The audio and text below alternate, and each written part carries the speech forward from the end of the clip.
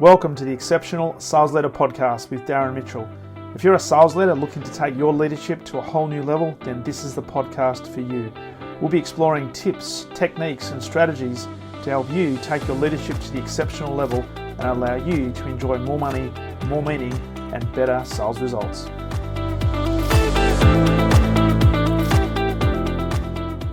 Welcome back to the Exceptional Sales Leader Podcast. This is Darren, and we are on the last work day before the Easter break. And absolute pleasure today to have Amy Smith all the way from Sydney. How are you, Amy? I'm well, Darren. Thanks for having me. It's we've been connected for a little while, and I've been looking forward to having this conversation because you have extensive experience in not only corporate, but you've made the transition out of corporate into entrepreneurship. And one of the key vehicles you have used is a wonderful platform called LinkedIn.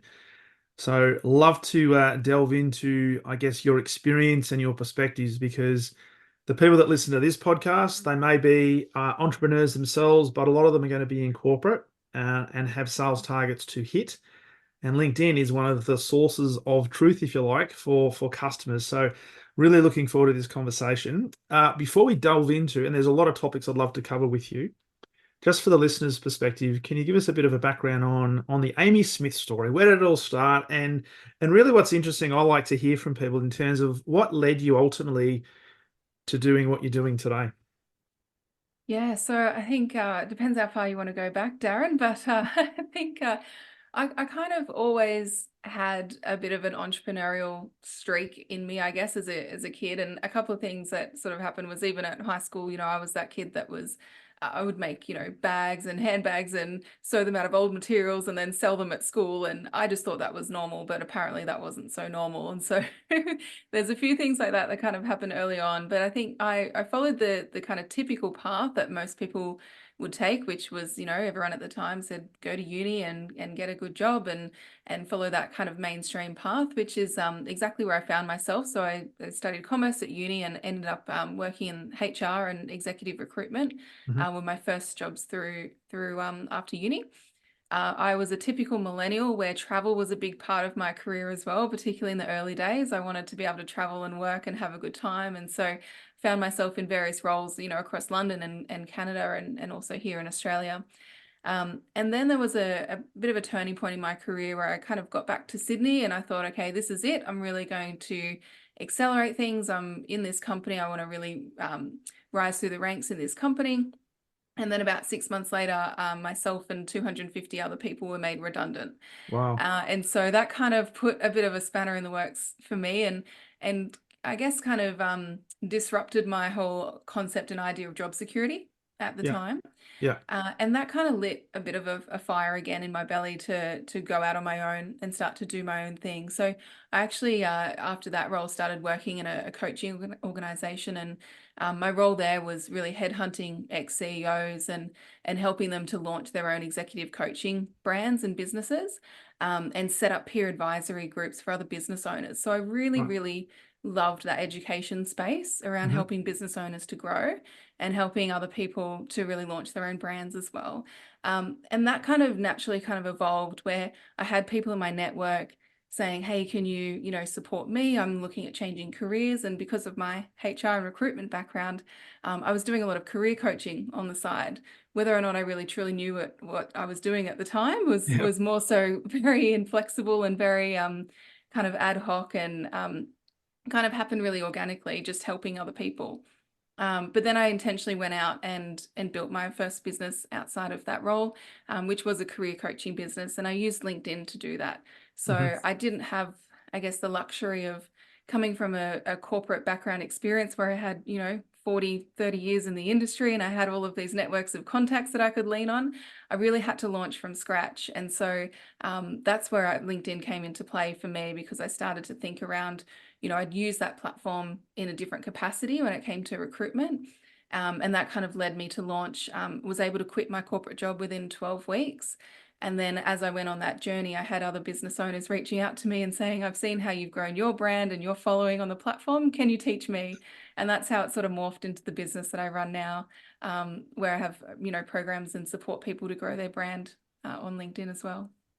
Because I should mention also that you are the founder of Align Tribe. You are a coach, a trainer, speaker, mentor, all-round expert in LinkedIn, et cetera, et cetera. So it's a great business that you run, and there's lots and lots of people that I guess, can benefit, but probably don't necessarily tap in yet to the full strength of what LinkedIn can offer. Mm. If you think back to in your corporate career and doing a lot of the headhunting stuff, how much was LinkedIn used back then? Because I know from my perspective, talking to a lot of corporates, they're starting to use LinkedIn more and more, but a lot of them still rely on their existing networks versus just going out and saying, how can we go into the areas that we don't know or we don't have the network set up yet? So, what was your take on that? Yeah, so for me, it was my number one tool that I used, and it was actually interesting because I think I intuitively went to use social media and LinkedIn, in my roles, and that was a little bit different to perhaps other people that, were relying on networks and other ways of bringing in business, which I did use as well, of course, because I think one really sort of feeds off the other as well. Mm, But it was kind of intuitive for me to go online, and so. I ended up being, someone within the organization that was really kind of learning it, falling on my face, figuring things out, and then teaching others how to use it as well. And so that kind of really, yeah, for me, it was a big tool, both in the recruitment space, and that's how I used it in the beginning, was to really find and locate where mm, the real decision makers in my instance were around, yeah. where they were hanging out on LinkedIn. And then how to approach them, what to say, in what order, and what would get the doors shut and what would get the doors opened, and really sort of learning through trial and error to do that, and then figuring out a bit of a system that worked from there. Mm. It's interesting as you're talking about doors shutting and doors opening. Even today in 2024, there are so many people, and you probably get this as well, people who are connecting with you, and it's either part of the connection request or a very, very quick follow-up message that they go straight into pitch mode. And what I think LinkedIn can do is it can make the marketplace a lot bigger for us, so we can actually have a bigger pool of people to potentially have as future ideal clients. But there's a certain method that you need to be able to go through in order to build that level of credibility. So Mhm. part of that is branding. So for somebody who kind of utilize LinkedIn as that platform, rather than we can talk about some of the technicalities about how to do that, but how important is the positioning of you in terms of personal branding? Because for a lot of people, they don't necessarily have a big company standing behind them. So how do we start to develop this level of credibility when we're using something like LinkedIn? Yeah, it's a great point, Darren, because I think it's really crucial in today's world, and if you're wanting to stand out. And what I find is really interesting is that it's the people that put in that extra 1% or extra 2% effort into their positioning and brand that makes all the difference. It's not like you have to spend 12 months creating the most perfect LinkedIn profile. But if you can go through the extra mile of what other people don't do on the platform, not just simply copying your resume across, but actually, as an example, telling a little bit more about your career story and how you got to where you are. If you can add that level of personalization and connection onto the platform, it puts you ahead of the game in terms Mm, of whether people are going to want to connect with you or not. Because ultimately, I think whatever space that you're in, and especially in sales, people buy from people. mm. And so there needs to be that level of connection first and foremost. And you mentioned there around people, sort of doing the hard pitching and the hard sell on LinkedIn. And I'm kind of weird in a sense because I kind of like when people do that. Number one, it tells me exactly what not to do. And number two, it means that if people are showing up like that, there's actually a really low base of effort that you need to stand out and be different. And so Yeah. if you can show up with a different approach, and if you can position yourself as someone that is there to serve, is there to help, is an authority in your space or more of an advisor in your space, Yeah. it's going to absolutely catapult you above the crowd with little effort. So I Yeah. think the base is really low because people do that. And if you can actually, be that person that takes that extra 1% or 2% effort to position yourself in the right way, you have a complete unfair advantage on the platform. I love that. But I'm gonna play the devil's advocate for a second, Amy, Yeah. because here I am. I'm a sales guy, right? I'm a sales leader, and I'm under pressure by my bosses to hit my target, right? And they don't care how you do it, you just got to get your number, right? Mhm. So that almost creates this perceived level of pressure to go out there and hunt down prospective customers, and we try to retrofit our product or our service into anything. So as soon as I get a live customer that maybe connects with me, then it's almost like an unconscious response that I'm just going to jump in and pitch my product, because if I don't, I'm going to have my boss chewing me to say, why haven't you converted? So what do you say to people who, and you already said it's a really low base, what do you say to Mhm. people that, okay, LinkedIn is a phenomenal platform. And if you think about the percentage of people who are decision makers who sit in the platform, use the platform, what do you say to them where they have this pressure to get results in the short term versus LinkedIn as a platform probably is a little bit more of a slower burn or a bit more of an organic, longer term play? How do you sort of, um, I guess, balance the two? Hmm. Yeah, it's a really great point. And in my previous experience, I've been in roles of sales where it's commission only, and if I didn't make sales, I didn't eat that week or I didn't pay my rent. So I totally can empathize and get that position as well. I think there's a couple of things at play. I think one of the things that people really underestimate is the power of their profile as well. And so if you've got your profile that's set up in the right way, it's almost like you're selling without having to sell. And your profile can actually become a lead generation tool all of on its own as well. So even if you're sending out a message that in your mind might be a bit of a softer approach just to connect and, make that connection with that decision maker, one of the first things that they're going to do is they're going to go and check out your profile. And so if your profile is set up in a way that leads them towards making their own decisions, qualifying themselves, being compelled to want to reach out to learn more, then you're 80% of the way there, Mhm. just through your profile alone. And then there's the concept of, I like to sort of talk about, slowing down to speed up, because it depends on how you kind of measure things, because you could burn that lead or you can burn that prospect on the first message and never hear from them again. Or you could have maybe one or two conversations where there's a little bit of back and forth. You're sort of qualifying them along the way. And so the conversations you do have are higher quality, are with the people that are, do actually have the solution that you're selling, or that there's a problem that can be solved. Yeah. And you have more meaningful conversations that way as well. So it's totally a balancing act of playing the numbers game and making sure you've got your targets in mind and reverse engineering that, so exactly, the activities that you're doing is going to lead to the end results of hitting your sales targets for that quarter or whatever that looks like. Mm. But I think there's some nuances into the approach as well that you can take. And I think a lot of people on LinkedIn as well, if you put yourself in the position of that decision maker, and they're receiving 100 messages of the same kinds of messages each and every week, Yeah. you almost have your blinders on and your blinkers on, where you're not even acknowledging it. They couldn't care less. They're not going to click through to your profile. Yeah. Whereas if you could be that person that can show up a little bit differently, you've got the chance of them connecting. You've got the chance of them actually coming through your profile and feeling compelled to want to speak to you further as well. It's a really interesting point because in the sales training that I do with teams, I always say this, and it might sound controversial, but I say to them that your customers they're not waking up each day looking for, actively searching for your product. They're Hmm. not wait, and sometimes organizations think that they have the best product, and you've got to have a belief in your product. But Totally. sometimes they think, oh, we've got customers lining up just wanting to knock down the door, just like Apple, right? People line out outside of Apple stores thinking, I'll get the first iPhone 20 or whatever it's going to be next time, right? Um, that's what we've got to understand, that people are not searching for that. So we have Mm. to think about what is the problem that exists and how Yeah. can I potentially solve a problem in a slightly different way than my competitor that makes it stand out. And I think that then translates to your LinkedIn profile, because if people do have a level of curiosity to look at your profile, then what is your profile going to be that is different to every other 99 messages that a decision maker gets in that week? That's going to make Mhm. them stay for longer than 7 seconds.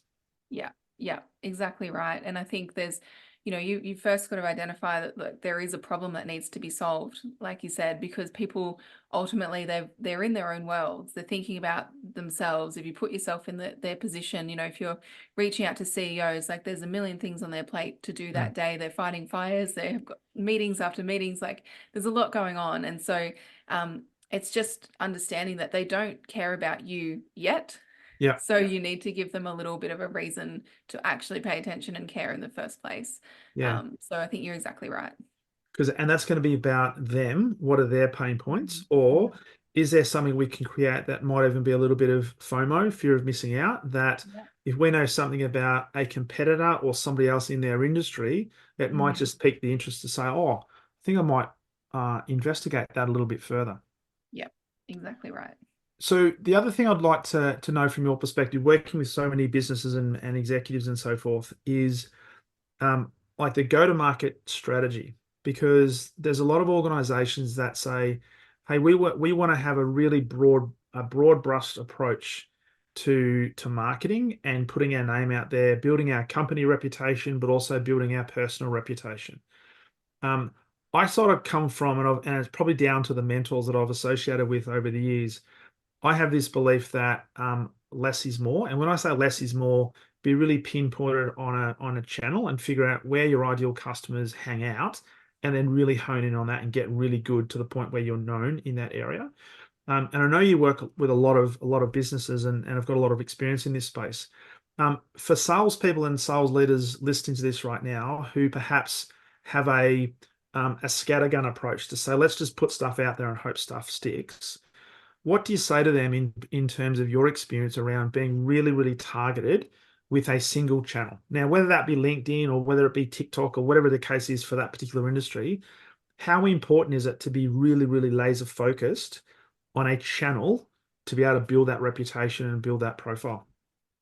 Yeah, I think it's super important. So I think that sometimes we can feel like we're superhuman, and it's okay to feel like that. And you probably are in a lot of essences of what you do and the skills and experience you have.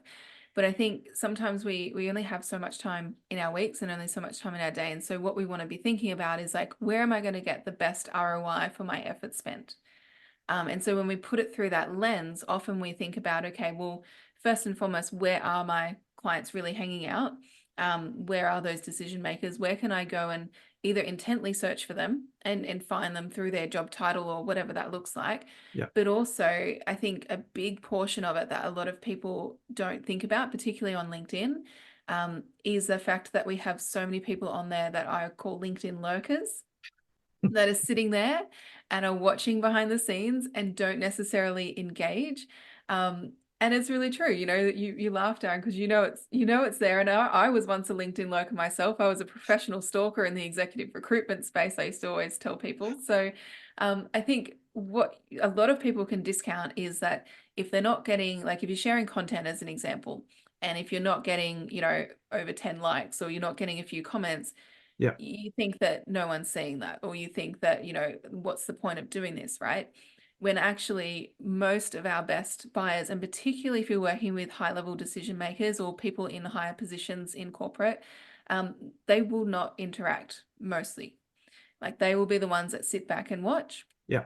And there's also the networking effect of LinkedIn as well, which is really powerful. So even if you're speaking, directly to a particular CEO, let's just say in the technology space or whatever you're targeting, if you're still speaking specifically to that CEO in technology, it doesn't mean that your message can't reach out to people on the platform who may know someone who's in that space as well. Mm. So I think sometimes we have to really think about, just because we're being specific, like being specific is the best way to stand out on the platform. And it's almost like, I think you've heard me use this before, it's like we've got this target and this dartboard and this bullseye in front of us. And the closer we can aim that dart in the middle bullseye, it doesn't mean that other people can't reach out or other people can't find what we're doing. It Mm. just means we're going to be speaking to more of the right kinds of people, and we're going to get Yeah. a better return on our effort. Yeah. So you can absolutely have a scattergun approach if you like, but from my point of view, when you try to speak to everyone, your message becomes quite vague, it becomes quite blurred. The people on the other end don't really see the importance of what's in it for me, or how Mm. does this fit me. And I think some of the best salespeople out there are the ones that they can really show that they understand their client or their customer.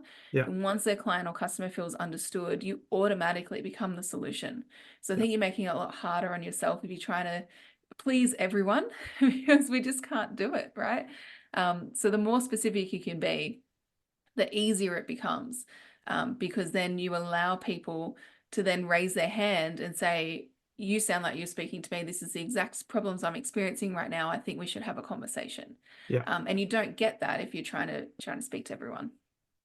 And I think that's so true. The other part that I'd add to that is we have to demonstrate a level of patience. And that Mm-hmm. is, it is not about, and look, I've suffered from it as well. You put out a post and you think, you know what? I've poured my heart and soul into this post. I've shared a personal story or a challenge or whatever the case might be, and nobody's liked it, right? Or there's no comments. And I'm thinking, oh my God, has anybody seen this stuff, right? But then there are other things you put out there. And this is why the algorithms in things like LinkedIn are so, for me, so unpredictable. You might have better insight into this than I do, but Yeah. thinking, how is it that one post goes absolutely nuts, another one that you think is a high quality doesn't get any likes or any comments whatsoever? But the whole point of the whole thing is, from what I'm learning, is you have to have a level of patience. And I Mm-hmm. think a lot of salespeople in particular, perhaps maybe through pressure to perform and get a number, don't see that instant return for their effort. So they think, oh, this is not working, so I'll move on to something else. Yeah. How important is it, even from a business perspective, to stay the course, knowing that, hey, you're in the right area, you've got the right intention, you're fine tuning what your message is, you're becoming better at terms of identifying what your unique brand is. How important is it to stay the course? And is there a point where you say, you know what, this is just not working, I'm gonna stop it?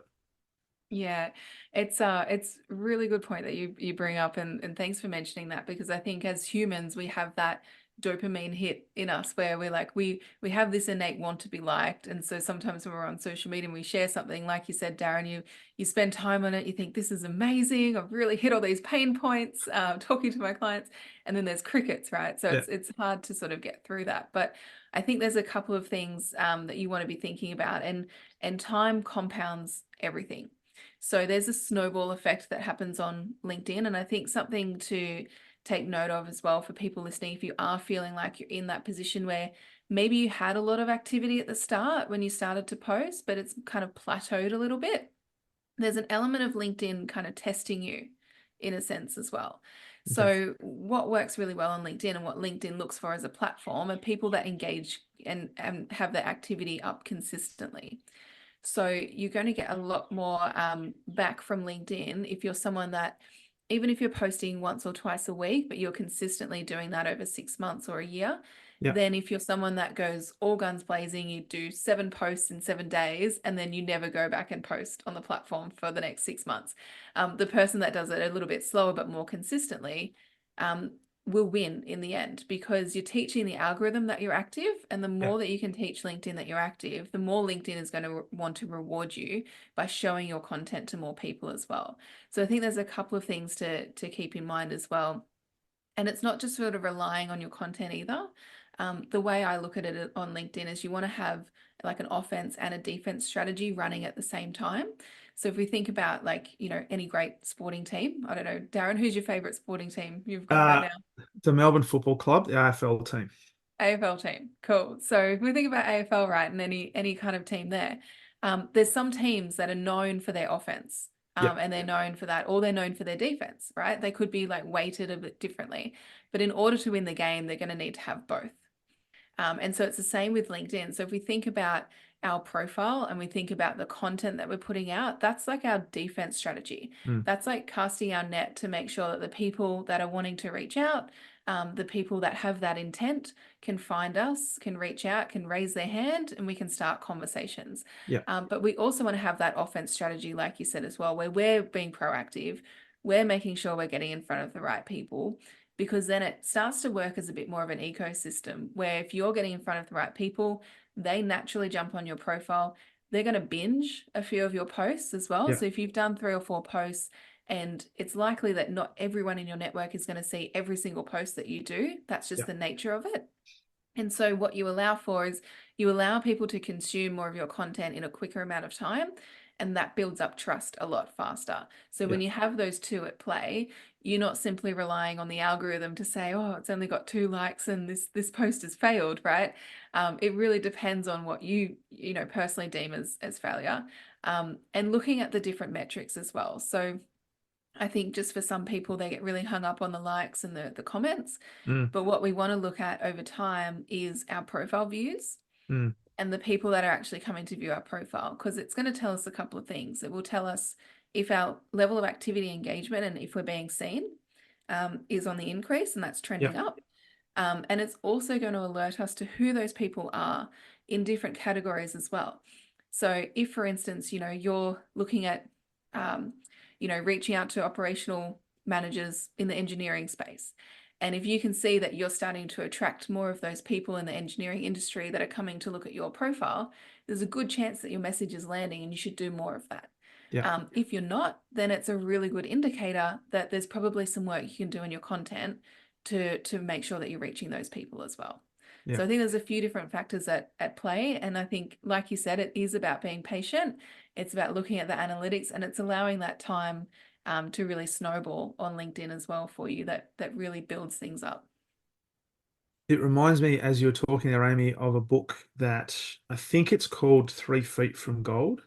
And it's a Mhm. fairly old book that it's almost like a metaphor. I think it's a bit of a parable that people were digging for gold and doing trenches, and it was just so much hard work. There was no sign of any gold line whatsoever. And they kept digging and digging and digging, and they just had enough. They said, "There's no gold here, we'll stop." And they're only 3 feet from probably the biggest gold streak in the history of the world. And the thing is that certainly from my perspective in the sales game is you don't know how far away you are from striking it really well. And I was going to say strike it rich there, but that's not the right terminology. But and I often hear people say you're only one connection away from either your business exploding or them being able to connect you with potentially an even better ideal customer. Yeah. So here's my question to you, because there'll be a lot of people who are listening to this who get connection requests from people who, at least on the surface, don't Mhm. appear to be in their ideal customer avatar space. And so they think, well, why am I gonna connect with those people?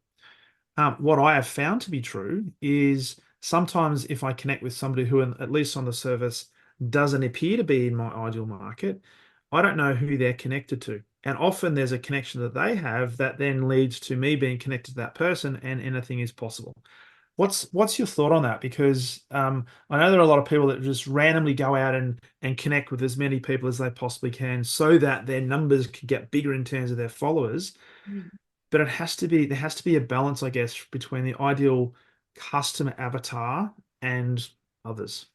Yeah, absolutely. So I think there's, you know, LinkedIn at its core is a networking platform and a professional networking platform. So I think, you know, years and years and years ago, the way that people would interact with LinkedIn was very much from a recruitment point of view, or it was very much like you would meet someone in person at a conference or a networking event, and then you would connect on LinkedIn. So you'd only ever meet with people that you'd had the capacity to meet in person. That was a Yeah. lot of how people used it. What I've seen really evolve on the platform, and particularly now where, you know, we're in remote work, we've obviously got clients and customers that spread out all across the world as well. It does mean that our, you know, tentacles, if you like, on LinkedIn have to expand in Mm, order to reach those opportunities. And so the way I kind of think about it is that, you know, first and foremost, everyone's in charge of their own profile.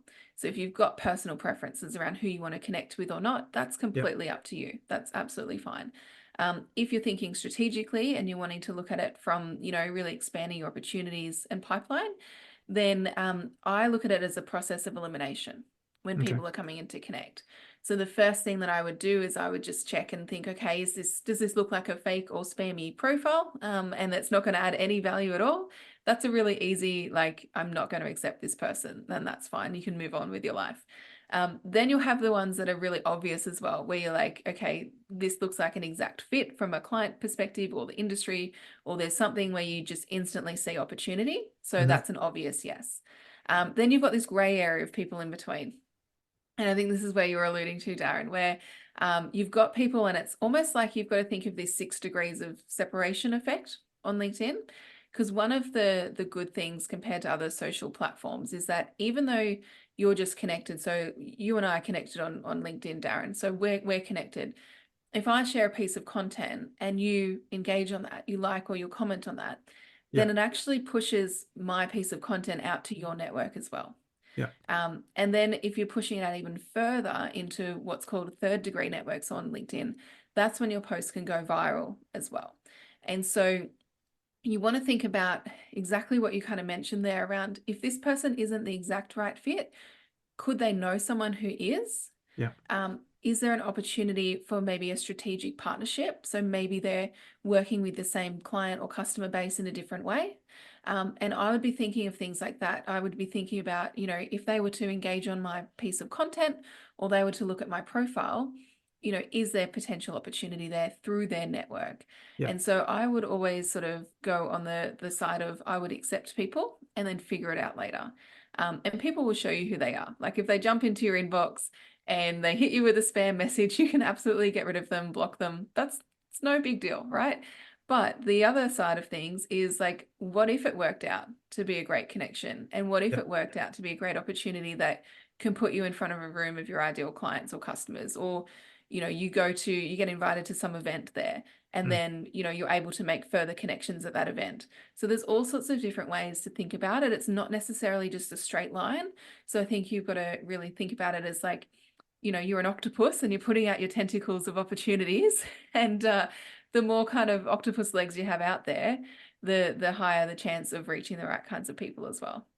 And I'm so glad you said that, because what we don't know is, and particularly in sales or building businesses, you don't know potentially where your next customer is coming from. You can have an idea as to what the characteristics are of your ideal customer, but you don't necessarily know where they are, right? And I've had cases where, you know what, I've ended up either having somebody on the podcast or ended up doing some work with somebody that it just came through a random connection or a connection of a connection that ended up having a relationship built. There was a commonality there, and all of a sudden it happened. But then I'd think back, so well, you know what? If I hadn't have been active, if I hadn't have put that message out, if I hadn't have connected with that person, that would never have happened.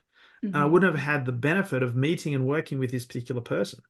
And I often think this like now, like 20, 15 years ago when I was still in corporate, and compared to what I do today, I would never, like, I probably wouldn't have even got to meet you based on what I was Yeah. doing 15 years ago. And it's just, you just never know where things are going to head. So always be open to Mhm. connecting and broadening your network. Yeah, yeah, absolutely. And I think it's a little bit of a sense of being okay to put yourself out there as well. I think many of us feel like we're, how is this going to be perceived, or am I going to be judged by other people if I'm putting out content, or am I going to be able to add enough value to the platform? Or, is my message going to come across the right way? And all of those sorts of things. And I think a lot of it is, quite valid. We're all human. We all have this, self-doubt in the back of our mind a lot of the time. But I think if you can just, start before you're ready and you can really start to put yourself out there and really build it, like just like building a muscle at the gym, you get Yeah. stronger and you get more confident as you go along. That's going to really help as well, because then you're going to get that feedback loop of, you are making meaningful connections, you are adding value, there are opportunities that come through. Yeah. And it only takes, like you said, Darren, like, someone random to land in your inbox one day and say, hey, I've been following your content for the last 3 months. I think it's worthwhile we have a chat. And you go, Yeah. well, where did that come from? Like I've never interacted with this person in my life. You've And actually that, been a that lurker, was what you've been. You yeah, haven't. yeah. That happens to people all the time. It happened to my client Lisa the other day, made a couple of tweaks on her profile. She'd been experiencing really low engagement on LinkedIn, for the last 6 to 12 months, made a couple of tweaks on her profile, and she had a client that had reached out in the next 24 hours. Yeah. And she's now working with that client for the next 6 months. So it does happen. We just got to put ourselves in the way of opportunity. Well, it does, and it just reminds me. I was doing a leadership program yesterday, and I was saying to the leaders, and they're relatively new leaders to this particular business. And I said, if there's one thing you guys need to understand is that as leaders, people are watching your every move. So what I want you to do is just imagine everything you're doing from the time you wake up to the time you go to bed, just imagine there's a camera following you around. They don't necessarily have to have a microphone, but just imagine there's a camera. Would you like to sit down and actually watch that? And I didn't put my hand. How's that? I put my hand up on LinkedIn, and I didn't actually put my hand up. Anyway, would you be happy to read and watch that video of Mm, people watching? So as long as you as long as you have the right intention and you're clear on what message it is, and if you have a voice and prepared to put it out there, of course there's going to be people that don't resonate, and that's okay. But you're not worried about them. You're worried about the people who will resonate because they're potentially ultimately the people you'll end up working with. yeah, absolutely. And I think there's that, that trust and that connection that can be built, over time. And people essentially, they want to work with peers. They want to see you as, that peer-to-peer relationship as well, and that sort of advisory relationship as well in sales. So if you can position yourself as someone that is there to serve, is there to support, is there to help solve problems, rather than that, desperate salesperson that's just trying to dive into everyone's inbox, then you do have that unfair advantage, and you can actually build that trust and that credibility a lot faster, with the people that you want to connect with too. And the good thing about that, Amy, is, and you know this better than anybody, is you'll end up working with higher quality people Mm, if you stand your ground, very clear on what you represent, who you are, what's important to you, what service you provide in terms of the problem that you solve, because you'll attract high quality people and high yeah, quality clients. As simple as that. absolutely, So absolutely. if for people, and look, there's going to be people who are entrepreneurs listening to this. There'll be people who are in a sales role. There'll be people who are leading sales teams. And I'm Mm, sure most of the audience that listen to this have LinkedIn in some sort of capacity. For a person that's been on LinkedIn for such a long time, and you have pretty much built a really successful business on the back of using LinkedIn as a market strategy, what are some tips, if you like, that people can take away in terms of if they look at their profile, just mm. little tweaks that you think that if you just made a little tweak in this area, that could separate you just a little bit from your competitor and maybe just pique the interest of your ideal customer. Yeah, absolutely. Well, I can talk all day on this, Darren's, but I won't, because I know we don't have that amount of time. But I'm a total LinkedIn nerd, so you've just opened up a can of worms there. But when it comes to your profile, there's a couple of things that make a really big impact. Number one is if you have visual media on your profile, then naturally you'll get 21 times more views than someone else who is a like for like profile that doesn't. So when we Yep. talk about visual media, we're talking about the cover image up the very Okay. top of your LinkedIn banner. Yeah. There's also opportunities now to add a featured section in your profile where you can add media files. Hmm. So, for example, if you're a salesperson and you have some client case studies or some customer case studies of the work that you've done before, adding those into the featured section of your profile is super, super helpful, because it shows instant social proof around the work that you're doing. And it's also a bit of that point of difference of people that just wouldn't have them at all. So that's Yeah. a really good way to stand out. The other really good way to stand out is the recommendations on your Okay. profile as well. So if you have 3 or more recommendations on your profile, then that actually tells LinkedIn that your profile is more complete, or complete in the eyes of LinkedIn, because it doesn't matter what we think. It doesn't matter what our friends think. So if they've checked out your LinkedIn profile and they say, oh, that looks really good, it actually only matters what LinkedIn think from a Yeah. platform perspective. And so what I've found from what I've tested is if you've got 3 or more recommendations on your profile, you will tend to rank higher in the search results to be found in your category. So that can be as simple as, asking ex-colleagues or current colleagues or other clients that you've worked with just to write a few kind words about you on your Hmm. profile.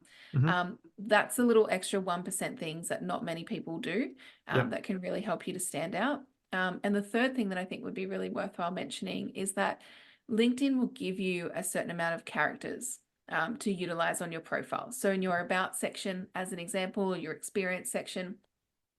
And so what I always say is you want to actually utilize that full real estate that you have available to you. So in the about section, as an example, what you don't want to do is have like one line explaining what you do, or you don't want to just copy and paste your resume across. What you actually want to do is use that opportunity to sell without selling, showcase your credibility, give people a little insight into the person behind the profile, Yeah. ways that they can connect with you, ways that they can contact you to find more, and utilize that whole space, because LinkedIn works really well with keywords, just like Google search does. And so if you've got the right kind of keywords in your profile for where you want to be found on Hmm. LinkedIn, it's going to be a lot easier for you to be found by the right kinds of people, particularly those people that are intently searching for what you do as well. Yeah. Love it. Love it. Great, great tips. The other one I wanted to ask you about was when you go into somebody's profile, and the first thing you see as well, sometimes they don't have even a photo at all. Yeah. You think, okay, Yeah. that's a bit strange. But their headline. Now, Mm. um, my belief, and this is just me, is I Mm. used to think that when I was in corporate, hey, I've got to put in VP of sales or chief revenue officer or sales Yeah. leader, etc., etc. So your thoughts around putting in your title or what you do versus some words in there to demonstrate how you help ideal clients. What's Mhm. your take on that? And how better or not is it having either in terms of the approach? Yeah. So the way I lean on this is you want to have both.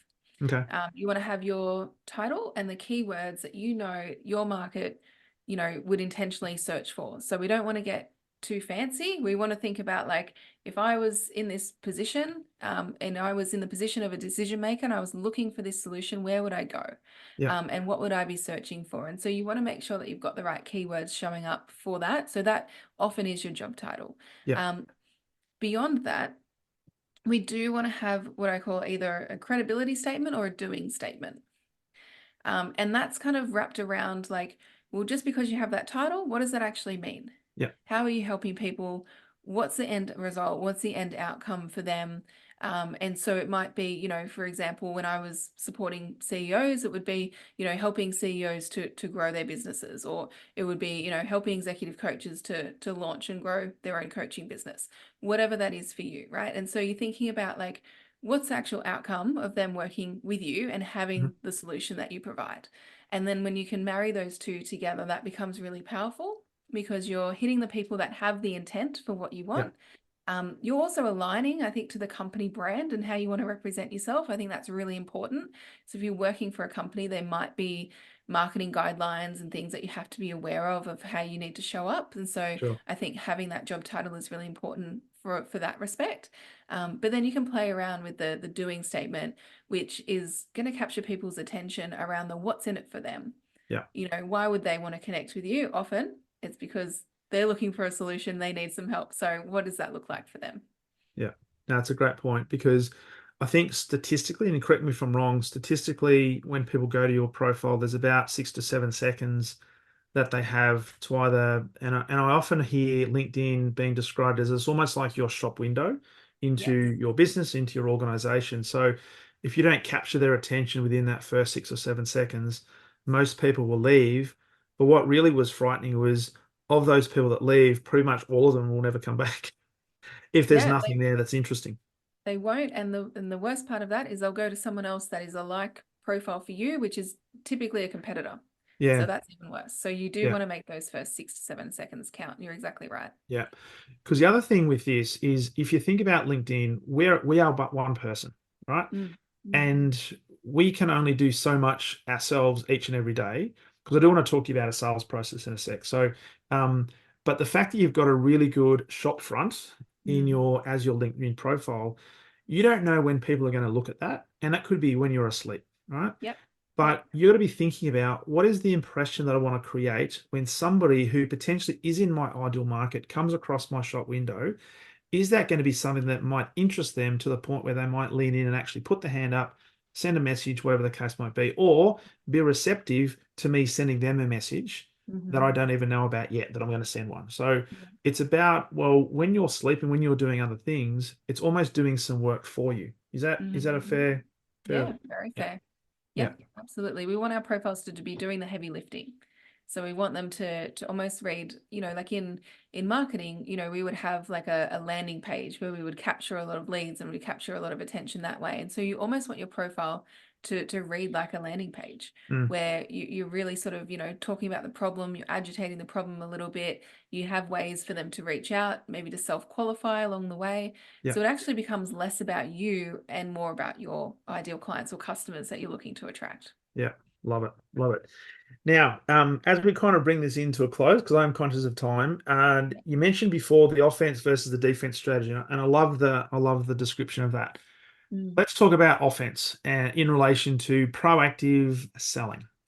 Now, there'll be organizations that people are listening to this with organizations who have a sales methodology, whether it Yep. be Challenger, Spin, whatever the case might be.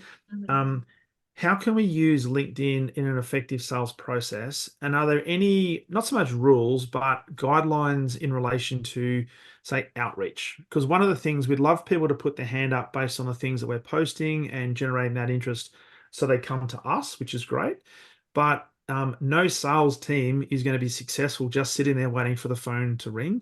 We have to be proactive and go out. So outreach is a really important thing. Now, a lot of organizations do cold calling. A lot of organizations run campaigns, but more and more organizations are using LinkedIn as an offense strategy to, I guess, poke their ideal customer. Yeah. Some thoughts around that in terms of not so much what to say, but how often we should reach out. How quickly after a connection request, for example, should Mm. we be reaching out in a proactive manner to a prospective customer? But at what point do we say, "Hey, Amy, great to connect. Love to know a little bit more about you." And at what point do we go, "Hi, by the way, this is the problem I'm solving. Is this something that might be interesting to you?" What's Hmm. some thoughts around that? Because there's a lot of people out there who are salesy, who are Hmm. very coming across as sometimes spammy as well, which we need to be conscious of. Yeah, yeah, it's a really good point, and it's definitely, the approach really matters in this sense because as we sort of touched on before, um, because there's so many people doing it wrong on the platform, or so many people going in for one message, really hard pitch with a very long message and all about them, nothing about the client or customer, right? Um, People's level of skepticism on LinkedIn is quite high. Yeah, So you have to kind of think about, well, what are people feeling and experiencing when they first connect with someone? Their first instinct is that you're going to bombard them with a pitch, yeah, and you're going to show up like that. So when you can actually show up the opposite way, you build trust straight off the bat. yeah, So the first thing that we want to do is like when we're connecting with people, we want to connect and then we actually want to show appreciation. yeah, When we actually show up with appreciation, we are already putting ourselves in a category that we're different. And so what I mean by that, it can be quite quick to when you've connected with someone. It can be that you've just instantly connected and then you say, thank you so much. It's great to have you a part of my network. Really looking forward to, learning more about what you're doing, or really looking forward to keeping in touch here on LinkedIn. Like yeah, really soft, like nothing really about them or you. It's just you showing appreciation. yeah, When someone receives that, then they're going to be a little bit more receptive to hear more because we've lowered the buyer's resistance. We've lowered skepticism a little bit in their minds. So they're a little bit open to a conversation. All right. yeah, And then what we want to look at is we want to transition that conversation into where we want to lead them in our sales process. And so everyone, like you said, will have different sales processes of what that looks like. And so the big picture goal is you want to connect with people on LinkedIn and then you want to bring them offline and you want to yeah, bring them into your sales process offline. And so the way that we do that is we want to sort of transition and perhaps qualify at the same time, where we're really starting to lead the conversation towards not even the solution that we're selling, but the first step is we want to actually identify, do they have the problem that we solve? mm, Before we even talk about what we have to offer and before we even talk about our solution, they're still not there. Skepticism's still high. They're like, I don't know you. Who are you? We want to have like a genuine human conversation where we get curious, and we put our curiosity hat on and we kind of work out, okay, in order for this person to be an ideal fit client or customer, yeah, what do I need to know from them? About their situation, about their team, about their business, whatever it is. And then if you can have a couple of, back and forth conversations there when we're transitioning and qualifying people, then we can have the opportunity to say, hey, here's what I'm thinking. We've got a few things that I think might support you with some of the things you're working on right now. are you open to a conversation? Yeah. And then that's when we have the permission. Mm. And that's when we can take that conversation offline. It might be a coffee, it might be a phone call, it might be Zoom, it might fit into whatever sales process that you would normally follow. Yeah. But I think the real key is that there are probably a couple of extra steps in there, and this is where the patience comes into play, because we want to separate ourselves from being the real gung-ho people at the start and the real people that are just going to come in and pitch. We Yeah. actually need to allow buyer's resistance to come down and skepticism to come down first Yeah. before we're even able to have the conversation that we want. It's really powerful because I say this to salespeople all the time, and I ask the direct question of the salespeople that I'm training, and I say, "Hey, do you guys like to be sold to?" And it's very Mm, rare that anybody puts their hand up. And I say, "So mm, who likes to do buying?" And they all put their hand up. yeah. And I say, "Okay, so let's look at what we're doing as a sales team right now. How many of us are out there selling?" And when I say selling, you're trying to influence people to make an educated purchasing decision, but what you're really doing is you're trying to convince them that your product is the best product for them, and you haven't spent enough time earning the right to provide a possible solution to that particular customer, right? So, Mhm. and any wonder you're getting objections that are getting thrown up, right? Yeah. So, I said this is a long-term game. You have to create the impression that whether you purchase from me today, tomorrow, next week, or next year, or whether you purchase from me at all, that's okay. I'm still going to stay in the game. But I want to Mhm. keep myself top of mind. And how do I do that? By providing value. Yeah. Um, but it comes back to what I said at the outset in terms of there are some salespeople who are under so much pressure to Mm, hit a number that they mm, think every live customer has to be a possibility of a closure of a yeah. deal. And so they push. And when Mhm. push goes, resistance goes up. Um, Absolutely. so what we're talking about here is you can use LinkedIn as a really, really powerful marketing tool, but also a sales tool. But you've got to earn the right for that customer to lean in and be interested, and then be able to take them from being curious into committed Hmm. Yeah, and doing it in a really cool way. Um, absolutely.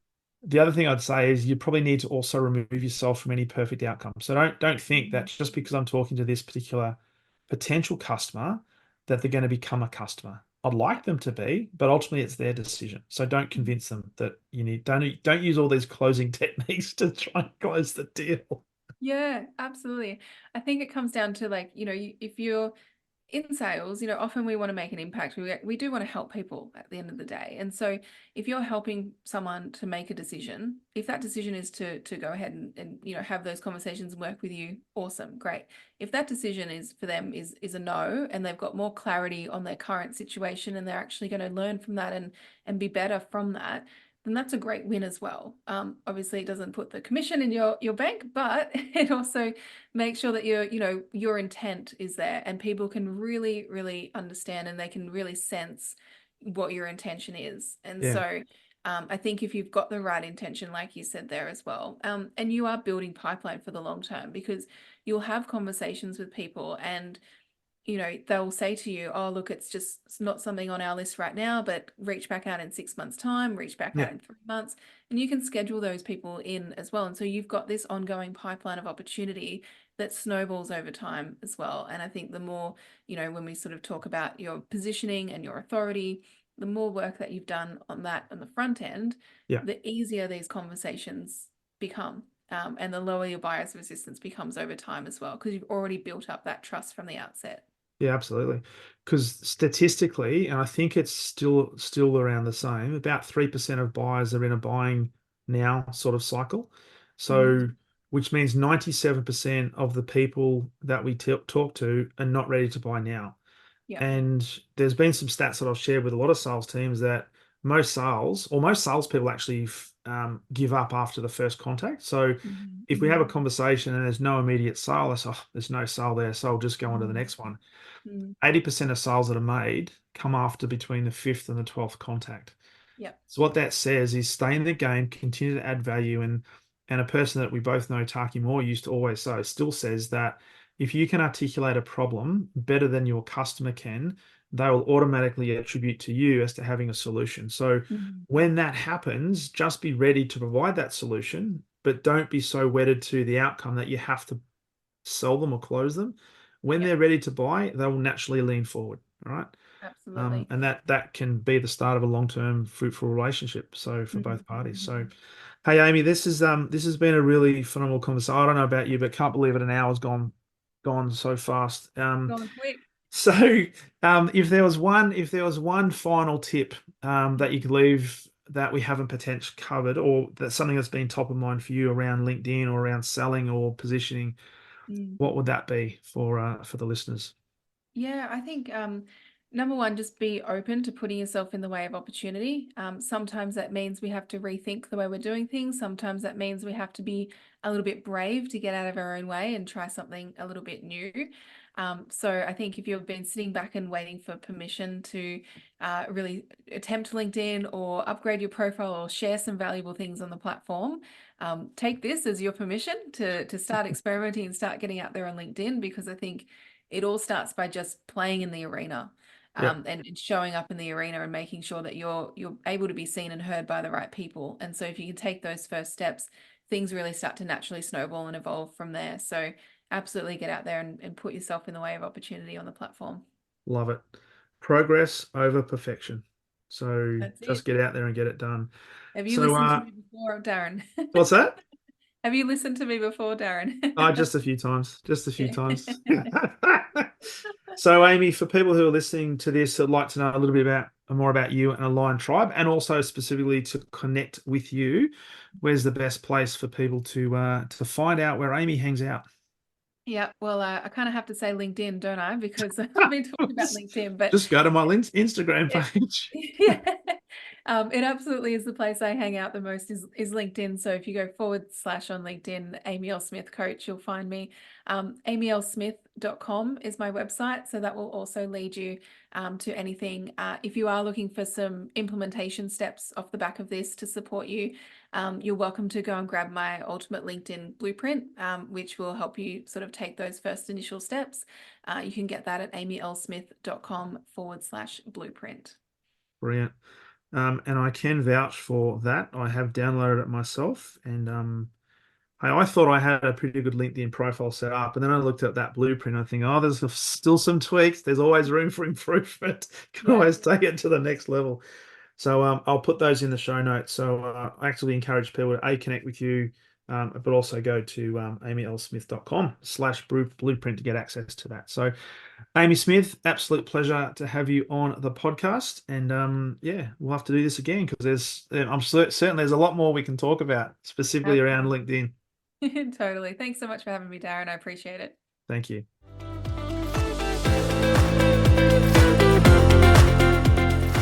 Thank you for listening to the Exceptional Sales Leader podcast. I trust the information in this episode has been helpful in your journey towards becoming exceptional.